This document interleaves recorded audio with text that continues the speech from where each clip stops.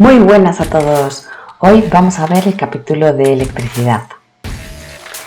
¿Pero qué tiene que saber un jefe de obra de electricidad? Principalmente saber qué tipos de corrientes hay, saber leer un plano y las partidas del presupuesto, saber leer un esquema unifilar, saber o entender qué es y cómo se hace un cuadro eléctrico, saber por dónde van las instalaciones, si por suelo, por techo, por paredes. Todo eso y algunas cositas más veremos en este capítulo. Espero que sea de vuestro interés y que aprendáis cosas nuevas, que cuando estéis a pie de obra sepáis lo que se suele necesitar en una reforma de entorno oficinas. Empecemos. Pues veamos planos y presupuestos de fuerza, de electricidad, de alumbrado, los esquemas unifilares, podidatos y dudas de obra. Los planos y presupuestos nos los facilita la dirección facultativa, que a su vez se los ha realizado el ingeniero tras el estudio de necesidades. Pero en algunos casos nos tocará a nosotros modificarlos como jefe de obra por temas de modificaciones o ampliaciones del proyecto. Aquí os muestro un ejemplo de los 3 planos más frecuentes que se usan en la partida de electricidad. En el plano de fuerza veremos representados el número de tomas y su ubicación. En el plano de alumbrado veremos la ubicación de los puntos de luz y, según representación, el tipo de iluminación que es. Si es una pantalla para falso techo, si es iluminación decorativa, las luces de emergencia. Esas luces aparecerán también en el plano de PCI, de protección contra incendios, que veremos más adelante.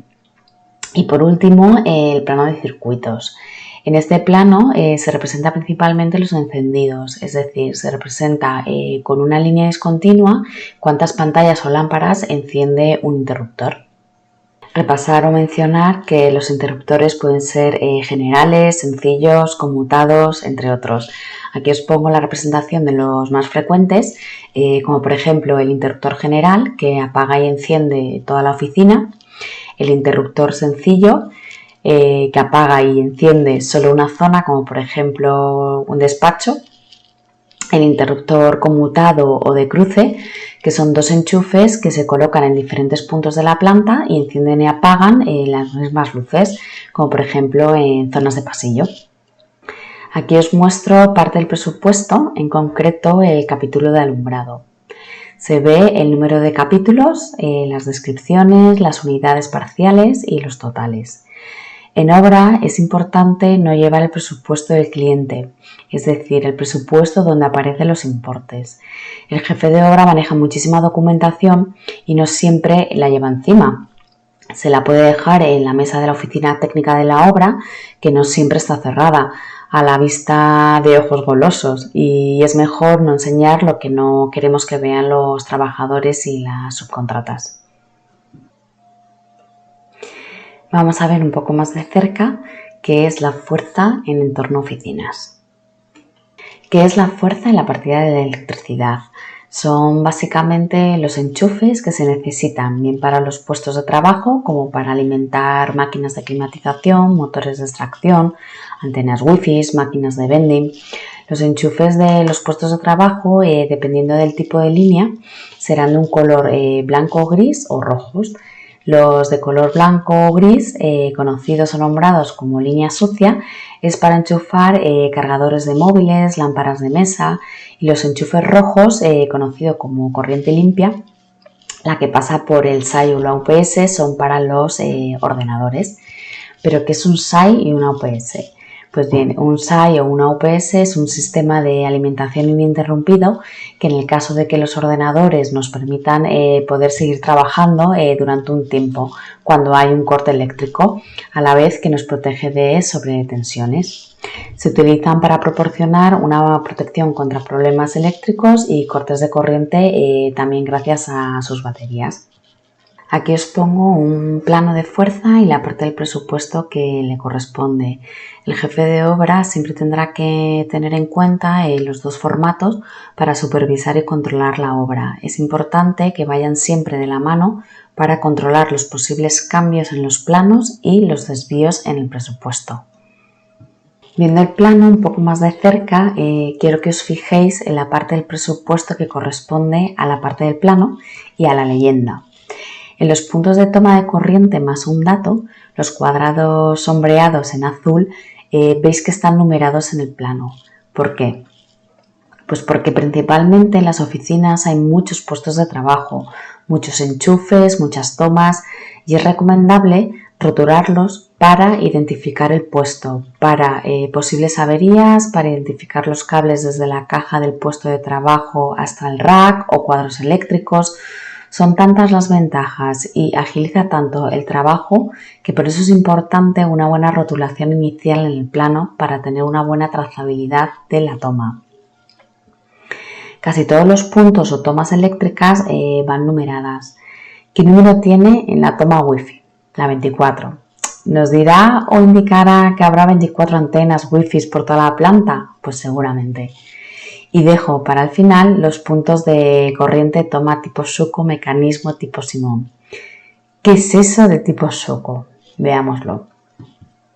Suco es la forma abreviada del término alemán Schuhkontakt. Bueno, salvando las distancias de mi pronunciación, por supuesto, que literalmente significa contacto protector. Nos indica simplemente que tanto el enchufe como la toma están equipados con contactos de protección a tierra, en forma de gancho en lugar de clavijas. Pues principalmente en los puestos de trabajo, en zonas multiusos. Estos enchufes van en diferentes formatos según necesidades del proyecto. En la imagen número 1 vemos que está metido en una caja. Esta caja, llamada conocida por su marca comercial Caja Cima, es para empotrar en falso suelo registrable o suelo técnico. Estas cajas tienen diferentes tamaños según la cantidad de enchufes o tomas de voz y datos que se necesitan por puesto. En el caso de la imagen es una caja 4+2+4, es decir, 4 enchufes blancos para corriente sucia, 2 enchufes rojos para corriente limpia y 4 tomas de voz y datos. Ya veremos más adelante cuáles son estas tomas y para qué sirven. En la imagen 2 vemos también una caja Cima, pero en este caso es de empotrar. Viene en un tabique de pladur o en un tabique de fábrica de ladrillo. Según proyecto se colocará una u otra. En la imagen número 3 y 4 vemos lo que se conoce como flip-block, que son perfiles de aluminio de 4, 5 o 10 elementos formados por enchufes, tomas de voz y de datos. Suelen usarse para colocarse sobre la mesa de trabajo para tener mayor accesibilidad a la hora de enchufar. Se montan como veis en la imagen número 3. Y aquí os enseño la combinación de ambos.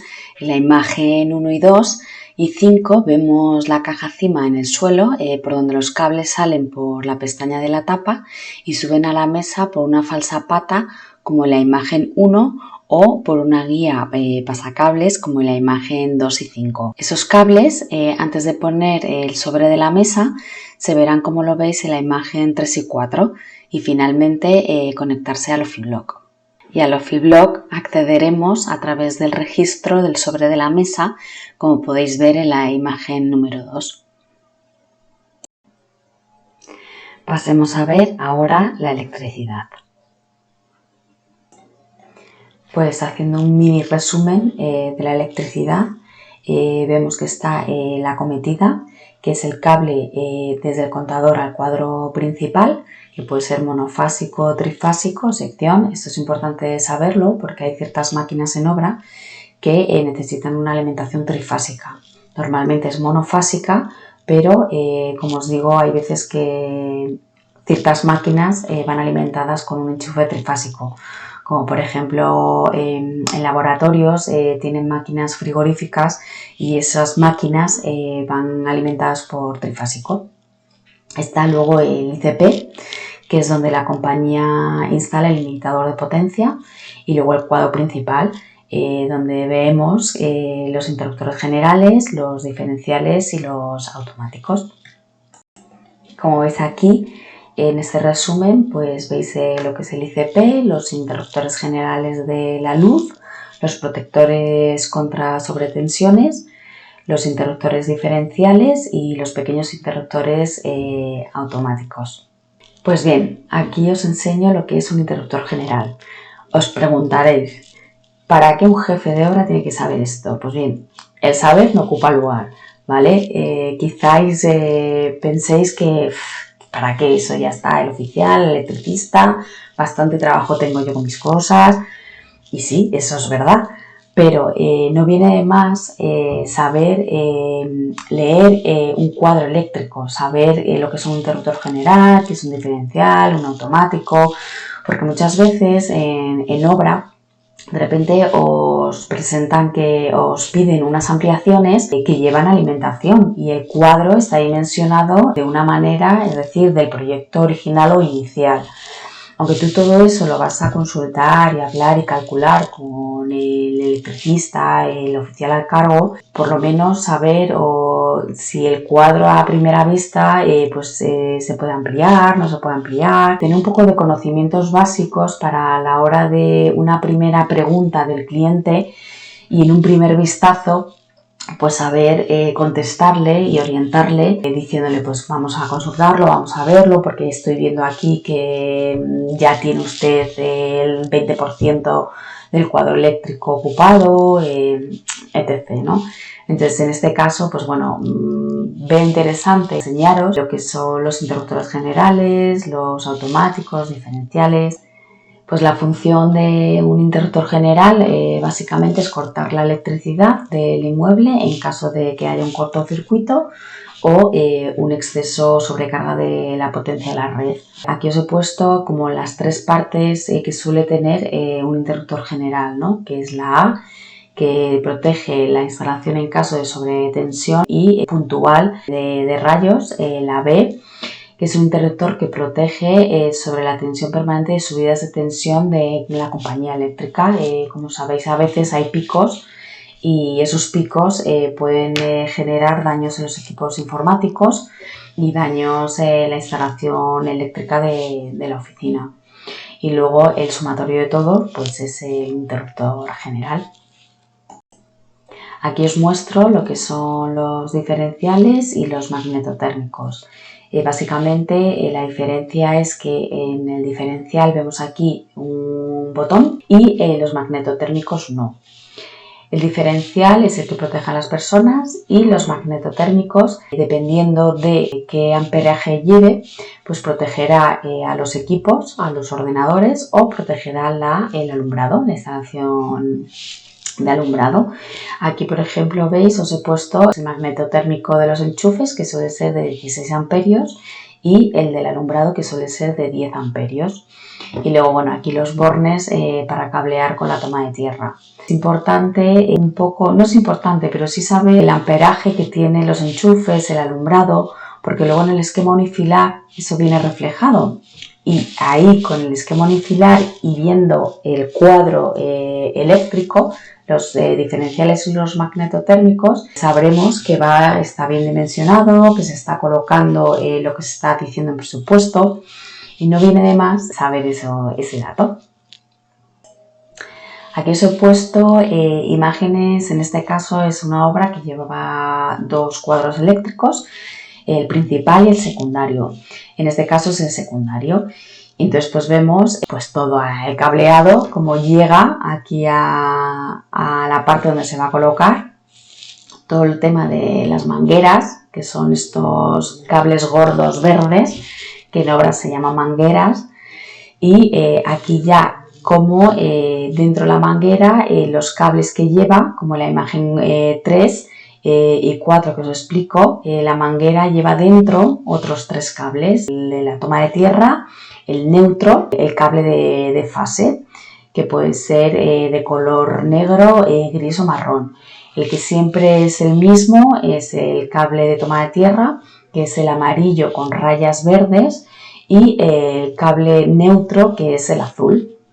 Aquí os lo pongo un poquito más ampliado para que lo veáis. Entonces llegan estos 3 cables en forma de manguera y esa manguera luego pasa ya al cuadro, se empieza a desmembrar para luego ir cosiendo con el diferencial, el automático y así se va a ir construyendo el cuadro eléctrico.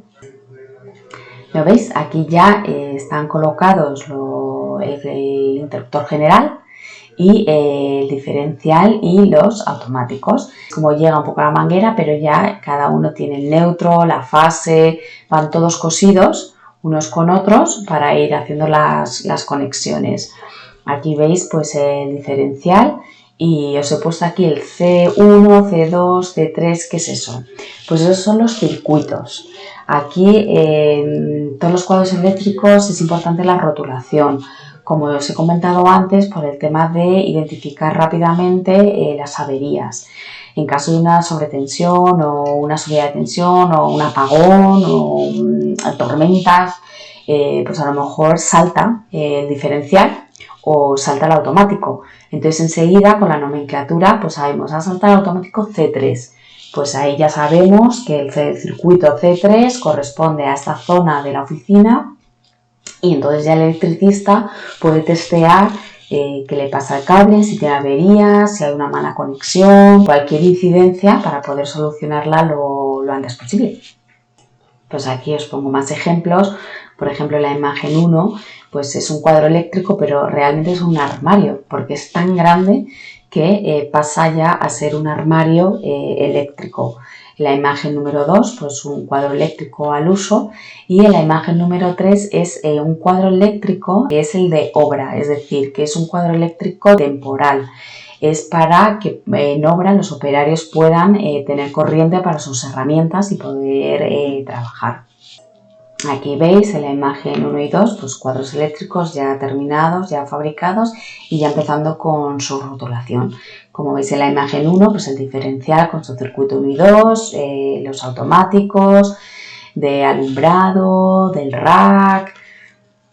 Aquí veis un armario eléctrico que es muy grande y donde os amplío en la imagen número 2 lo que es el barraje, que la verdad que impacta, impresiona y por favor muchísimo cuidado, o sea, ni os acerquéis, ni toquéis, ni nada, o sea, eso exclusivamente los oficiales, los electricistas, porque además tienen que ir protegidos para realizar esas maniobras y el jefe de obra lo único que tiene que hacer es saber la peligrosidad de estos tipos de armarios y para coordinar luego con mantenimiento los cortes del edificio para poder manipular estos tipos de cuadros, porque ya os he comentado que son muy peligrosos y hay accidentes importantes que incluso acaban en fallecimiento.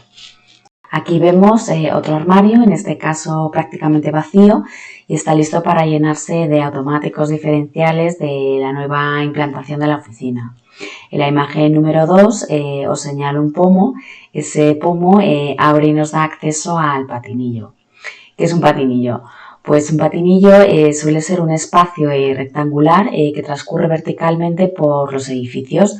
Sirven para que las tuberías, los cables, las bandejas portacables pasen por este espacio vertical desde una planta, normalmente planta baja o planta sótano, hasta alcanzar las demás plantas del edificio. Estos patinillos no siempre existen, pero si los hay, nos los enseña el personal de mantenimiento del edificio. Bueno, pues llegados a este punto, recordaros que todo lo visto en estos últimos minutos no es necesario que un jefe de obra lo sepa, pero os recomiendo, tanto como con este oficio de electricidad como en todos los que estamos viendo, aprender de ellos en obra. ¿Cómo? Aunque no os lo creáis, sí que hay días en obra que uno respira y está más tranquilo. En esos días preguntaos, hoy ¿qué me gustaría aprender? Y te pegas o al aprendiz, al oficial electricista, al oficial de clima. Incluso le pides que te deje hacer algún taladro, poner alguna brida. Os aseguro que se aprende mucho y te lo pasas bien. Y sí, empatizas con el personal de obra, que es muy importante. Sobre eso ya os hablaré en un tema aparte. De momento continuemos y sigamos con nuestro capítulo tan apasionante como es el de electricidad. Pasemos a ver la parte de alumbrado. Pues bien, aquí veis un plano de alumbrado, la ubicación de los puntos de luz y las partidas correspondientes en el presupuesto. Aquí fijaros que en el plano aparecen representados los techos, el falso techo registrable, la faja de pladur y zonas donde no hay techo, es decir, que el alumbrado va directamente al forjado. Aunque lo veremos en el tema de techos, os adelanto un poco las diferencias de los techos que os he mencionado y lo que hay que tener en cuenta a la hora de la ejecución en ciertas instalaciones.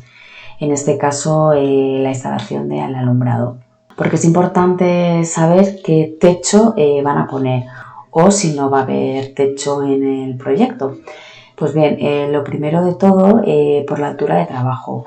Hay que saberla para ver qué medios auxiliares se necesitan, escalera de mano, andamios, arneses. También para los tipos de herramienta que necesitan para las fijaciones, bien a forjado, bien a pladur o bien a falso techo.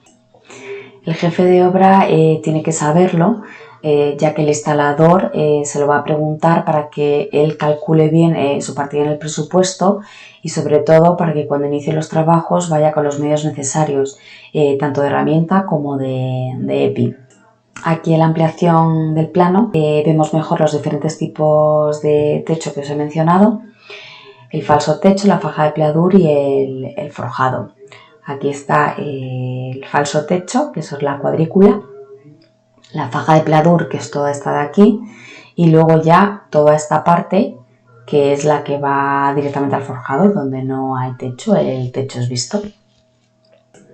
En la leyenda que hemos visto, que ahora os la amplío aquí en esta imagen, vemos que hay 7 tipos de iluminación en el proyecto. El jefe de obra tendrá que identificarlas bien para cuando lleguen a obra ver que están en buenas condiciones y que llegan todas las unidades que se reflejan en el presupuesto y en el plano. Aunque lo hará con más detenimiento el oficial al cargo de los electricistas, nosotros como jefes de obra también tenemos que controlarlo y buscar un sitio de acopio. No os olvidéis que ocupa espacio en planta. Aquí os muestro el acopio de las pantallas que van en el techo. Parece que no ocupa mucho espacio, pero hay que tener en cuenta que también habrá placas de pladur, placas de techo. Una vez revisado el material junto con el oficial o proveedor suministrador, lo ideal es colocarlo lo antes posible en su situación, que no se golpee y sobre todo que tengamos espacio en el suelo. Como veis, en las flechas con la letra A os señalo esas pantallas ya en su sitio. Sí, con el plástico protector sin quitar. Recomendable tenerlo así hasta el final de la obra, es decir, hasta que entre el equipo de limpieza de fin de obra. Pero también os señalo otros materiales acopiados como la P de placas de pladur, la C de la parte de los conductos de clima, la F, los fan coils, que veáis que ocupan espacio en planta y que hay que distribuirlos bien para evitar sobrecargas en el forjado y sobre todo para evitar tropiezos en obra. Eso os lo comentaré más adelante o más en profundidad cuando toquemos el capítulo de PRL y prevención de riesgos laborales. Aquí os muestro un plano con anotaciones a mano para indicar al oficial dónde van esas pantallas. ¿Por qué a mano? Para agilizar el tiempo mientras se realizan los planos en el ordenador. Planos que luego se tendrán que adjuntar con el resto de los planos as building. Recordar que los planos as building o planos conforme a la obra son los planos que tras la finalización del proyecto se actualizan conforme a lo realmente realizado. En la gran mayoría de las ocasiones las construcciones no se realizan exactamente como el arquitecto había plasmado en el proyecto. De ahí la actualización de los planos de lo realmente ejecutado. Para terminar esta primera parte de fuerza, electricidad y alumbrado, veamos ahora qué es un esquema unifilar. El esquema unifilar es un diagrama de representación gráfica de la instalación eléctrica, la cual puede servir como guía de diseño, construcción o evaluación de fallos. Es uno de los documentos que forma parte del proyecto eléctrico y siempre tiene que haber una copia en el cuadro eléctrico. Lo realiza el industrial que ha presupuestado la partida eléctrica y el que va a realizar la instalación y firmar el boletín eléctrico. El esquema que os muestro es un esquema sencillo de fuerza y alumbrado. Aquí os amplío un poco y os enseño que el esquema 1 corresponde a fuerza. Recordar que la mayoría de los automáticos son de 16 amperios y el 2 al alumbrado, que suelen ser de 10 amperios. Antes de pasar al tema de voz y datos, no quería dejar de contaros que es un boletín eléctrico. El boletín eléctrico, también conocido como certificado de instalación eléctrica, es un documento indispensable que se ha de presentar a la hora de dar de alta la luz de la oficina. Este certifica que la instalación es apta para el suministro de la luz. Pues ya estamos en el punto de voz y datos. Contaros que la instalación de voz y datos normalmente la hace el electricista. Es una partida que en el presupuesto la veréis a continuación de la partida a capítulo de electricidad y se refiere al montaje de cableado estructurado para las comunicaciones de empresas. Es la implantación de todos los servicios de telecomunicaciones internos donde se buscan siempre el máximo rendimiento y la mayor seguridad de datos. El montaje de redes va en los puestos de trabajo, instalaciones de centralitas tanto analógicas como digitales, fusión de fibra óptica, zonas wifi, etc. Vamos a ver un poco más en profundidad los siguientes puntos: planos, tipos de cables, categorías de cable, armario rack, cajas timas y off-block.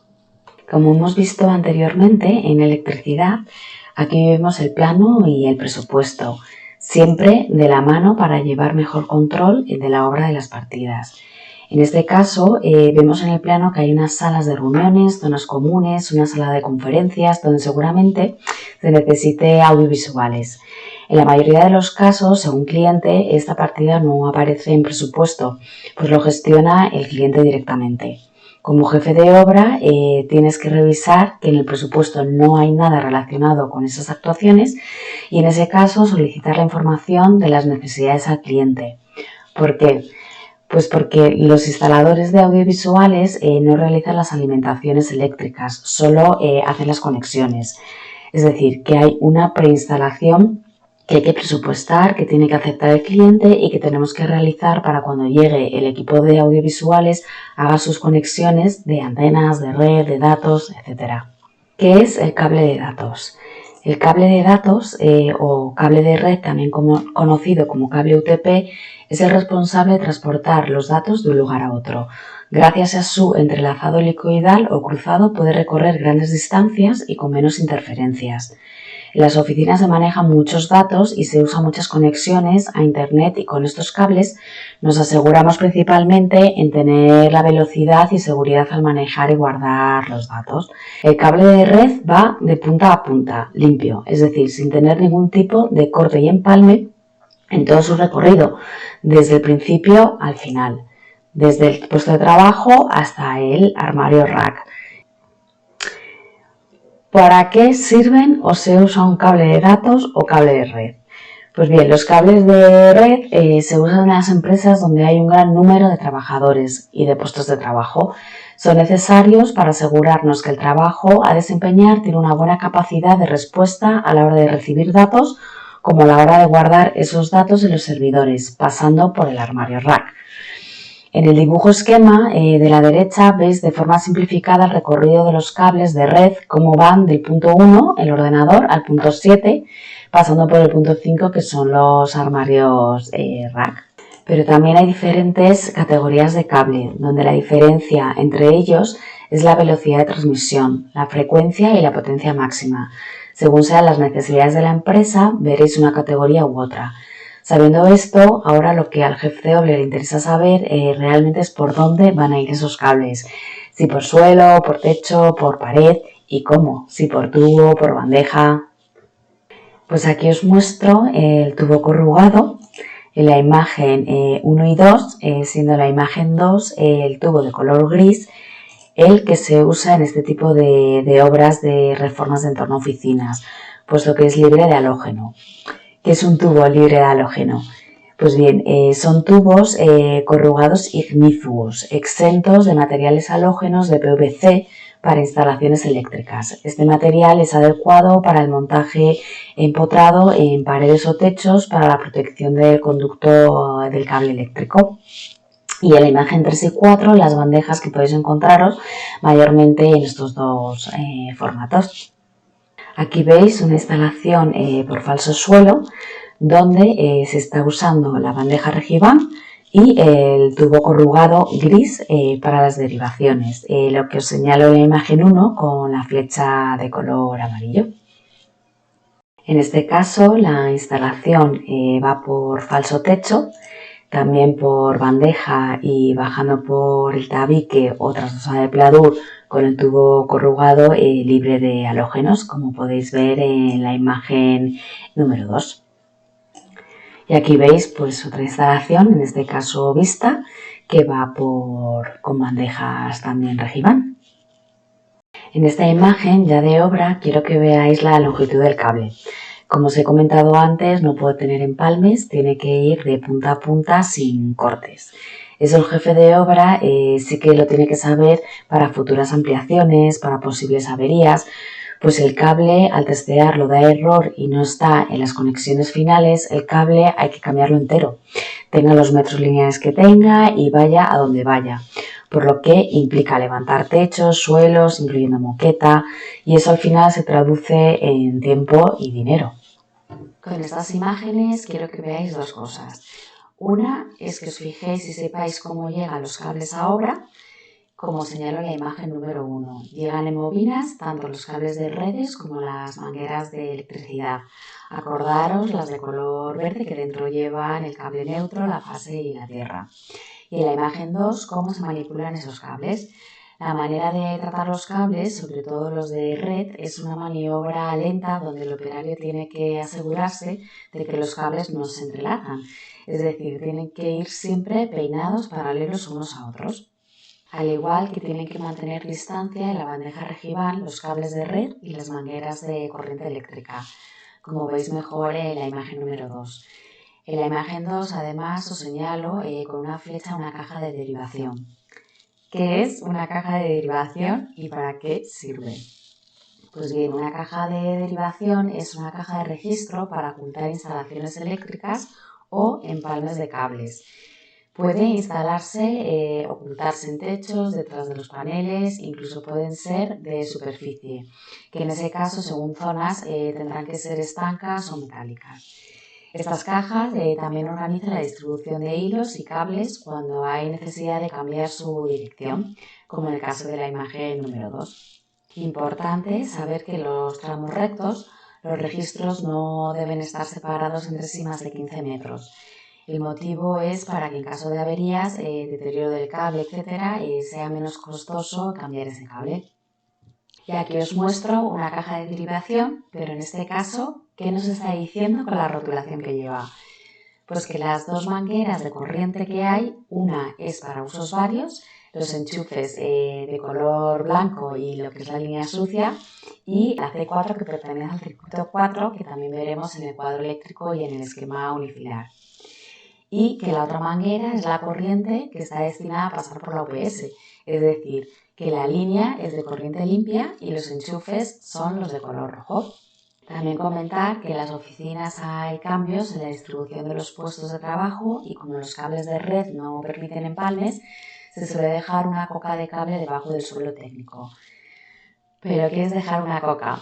Pues simplemente dejar más metros de cable, entre 1,5 metros y 2 metros de más, para que tengamos margen a la hora de mover el puesto. En algunos casos esa coca se queda corta, entonces ahí sí que hay que tirar un cable nuevo de datos, desde el puesto de trabajo hasta el armario rack, y el de corriente empalmarlo con otro, ya que en ese caso sí se puede. ¿Pero qué es esto? Por desgracia, es muy habitual que veáis esto en las oficinas que llevan muchos años implantadas y cuando te piden que cambies puestos de trabajo o amplíes alguno, te encuentres con este pastel y te lleves las manos a la cabeza. Son instalaciones que se han quedado pequeñas y que la empresa ha ido poniendo parches con regletas, ladrones. Deciros que es peligroso y que no debéis permitir eso. Ya no porque no cumpla con prevención de riesgos laborales, sino porque los cables de corriente están dimensionados para unas necesidades y si estas cambian y por cuenta propia saturas la línea con más demanda de enchufes, el cable puede calentarse y llegar a provocar un incendio. Si te encuentras con esto, lucha para que la dirección facultativa explique al cliente que tiene que hacer las cosas bien, para no tener sustos innecesarios. Visto esto y sabiendo que llevamos 6,6 kilómetros andando por la obra, hay que despejarse un poco y coger fuerzas para seguir. De vuelta y con el estómago lleno, decir que el jefe de obra aprende estas cosas de verlas una y otra vez y de sufrir los cambios y ampliaciones, de hacer reformas, de hacer obras nuevas, no solo de una, sino de varias. Ya lo veréis e incluso ya me lo contaréis. Visto todo lo anterior, llegamos a los armarios rack. ¿Qué es un armario rack y para qué sirve? Un armario rack es un estante metálico que incluye un bastidor formado por 4 perfiles y cuya finalidad principal es la de alojar equipos electrónicos, informáticos y de comunicaciones. En una disposición habitual de un armario de comunicaciones se suelen encontrar los siguientes elementos: un SAI, un router, el panel de conexiones, a veces un monitor y un teclado, una unidad de backup, la CPU del servidor, una matriz de discos y una regleta de enchufes. Aquí podéis ver diferentes tamaños, los cuales se nombran o se identifican por las unidades que tienen. Según el tamaño de la empresa y el número de puestos de trabajo que haya, el armario rack será de una dimensión u otra. Incluso veréis que puede haber incluso hasta más de uno. Cuando la empresa es grande y hay más de un rack, suelen ubicarse los llamados cuartos servidores. Recordar que lo hablamos de ellos en el capítulo de climatización, pues llevan una refrigeración independiente al resto de la oficina. En el presupuesto, en las partidas de voz y datos, es lo que aparece con las descripciones de rack de comunicaciones, paneles, patch panel de 24 puntos, RJ45 categoría 6, pasahilos. Aquí os enseño ejemplos de armarios rack bien y mal cableados. El jefe de obra en sus visitas, sin saber nada de armarios rack ni de cables, sí sabe un poco a golpe de vista si están montados bien o no con simplemente ver estas imágenes. Sí que es verdad que en las imágenes del antes puede ser pues porque esos armarios ya están en uso desde hace muchos años y lo que es el orden pues se ha ido perdiendo pues porque ha habido muchas ampliaciones, modificaciones y al final se ha convertido en un caos de cables. Y en las imágenes de después suelen ser armarios que se han colocado de nueva instalación, ¿no? Y ahí están pues con sus pasahilos, todo muy bien rotulado. Pues bien, con lo visto sobre voz y datos en entorno a oficinas como jefe de obra ya tenéis un primer contacto sobre el tema. Saber que tanto en este capítulo como en todos los que estamos viendo se puede profundizar mucho más, pero por ahora quiero que tengáis una primera toma de contacto. Pues bien, ya he visto el capítulo de electricidad, el de voz y datos, pasemos ahora a ver lo que son las dudas de obra y algunas fotos.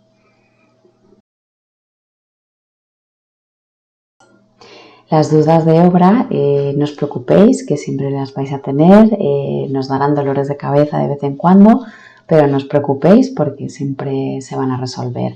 Aquí os quiero mostrar 4 muy sencillitas, pero que sepáis que va a haber infinitas y las que queráis resolver no tengo ningún problema en intentar ayudaros. Pero de momento vamos a ver o que os quiero mostrar cómo son los cuadros de obra, por dónde van los cables, que aunque ya lo hemos visto lo vamos a repasar, el cableado, qué es el cableado libre de halógenos y qué son los planos as building. Pues venga, empecemos. ¿Cómo son los cuadros de obra? Los cuadros de obra nos vamos a encontrar el cuadro de obra general, el cuadro de obra de distribución y el cuadro de obra final, que es el que vemos en la imagen número 2. Este cuadro alimentará la luz provisional de obra y donde los operarios cargarán las baterías de sus herramientas para poder empezar a trabajar. Recordar que siempre tendrán que estar bien sujetos, iluminados con una luz de emergencia y con pegatina y con la pegatina de peligro, al igual que deberá tener un extintor cerca. Hablaremos de los extintores y del resto de elementos de extinción en el capítulo de PCI, de protección contra incendios, y en el capítulo de PRL, de prevención de riesgos laborales. ¿Por dónde van los cables? Aunque ya lo hemos comentado anteriormente, me gustaría verlo de nuevo. Los cables suelen ir por suelo, por paredes y por techo. En estas imágenes vemos la opción en la que van por suelo. Recomendable que vayan por bandejas y o tubo corrugado. Los cables de las oficinas son muchos y su instalación tiene que ser ordenada y siguiendo los planos de proyecto. Es verdad que hay muchas veces que no se podrá por circunstancias especiales, pero siempre buscaremos la mejor forma de hacer una buena instalación de cableado. En esta otra imagen vemos que los cables van por techo, por bandejas ancladas al forjado y por tubo corrugado en las paredes, como señaló con una flecha en la imagen número 1. Recordar o tener en cuenta que cuando el cableado va por techo tenemos que saber qué tipo de techo se va a poner, si es registrable o si es continuo de pladuro de escayola. Si es continuo tendrá que haber registros en las cajas de derivación para solucionar posibles averías y no tener que llegar a romper el techo. Los diferentes tipos de techos que nos solemos encontrar en las oficinas los vamos a ver en el capítulo de albañilería. Aunque en casi todas las oficinas vemos los mismos, hay diferencias en su instalación y me gustaría enseñaroslas. Llegamos al cable libre de halógeno, pero ¿cómo son? Este tipo de cables eléctricos conductores se caracterizan por llevar a cabo un revestimiento que evita las emisiones de gases tóxicos en caso de incendio o de incendiarse. Si lo cogéis, el tacto que tiene es más suave y deslizante que un cable convencional. Incluso si lo arañáis un poco, como veis en la imagen número 3, veréis que aparece una raya blanca, ya que está recubierto de un polvo blanquecino. ¿Dónde es obligatorio colocar un cable libre de halógeno? Pues los cables libre de halógeno son obligatorios en los edificios de nueva construcción y locales de concurrencia pública como son las oficinas, los comercios, aeropuertos, museos, escuelas, estadios deportivos o similares. Y por último, y no menos importante, saber cuáles son los planos as-building. Al principio del tema lo hemos comentado, pero vamos a repasarlo. Los planos as-building o planos conforme a la obra son los planos que tras la finalización del proyecto se actualizan conforme ha terminado la construcción o reforma del proyecto. En la mayoría de los casos, las construcciones o reformas no se realizan exactamente como en los planos de proyecto, bien por cambios, ampliaciones o por circunstancias del inmueble. De ahí que haya que hacer unos planos acordes a la obra terminada. Por lo tanto, son los planos de lo realmente ejecutado. Bien, pues ya hemos visto lo que son los planos y presupuestos de fuerza, electricidad, alumbrado, los esquemas unifilares, hemos visto lo que es voz y datos, hemos visto algunas dudas de obra y ¿qué nos falta ahora? Pues lo que nos falta son ver los EPIs. ¿Y qué son los EPIs o qué es un EPI? Pues un EPI es el equipo de protección individual. Es el equipo que el trabajador operario tiene que llevar en obra a la hora de desempeñar su trabajo. Les protege de caso de accidente, la cabeza con el casco, los pies con las botas de seguridad, los ojos con las gafas. Todos los oficios tienen sus EPIs comunes y sus EPIs específicos en función de los trabajos que vayan a realizar. En este capítulo, donde los operarios son los electricistas, nuestros queridos chispas, además de llevar los EPIs comunes, como el casco, la bota, el chaleco, tendrán que llevar en momentos puntuales, según maniobra que hagan, el EPI frente al choque eléctrico, el EPI frente al arco eléctrico y el EPI a disipativos de carga. Os los he puesto aquí en la diapositiva por si queréis ver las normativas que obligan a ello. Pues ya hemos llegado al final. Os dejo aquí la bibliografía en torno a oficinas, por si necesitáis consultar o ampliar algún dato más que os haya interesado. Y nos vemos en el siguiente capítulo tema. Hasta luego.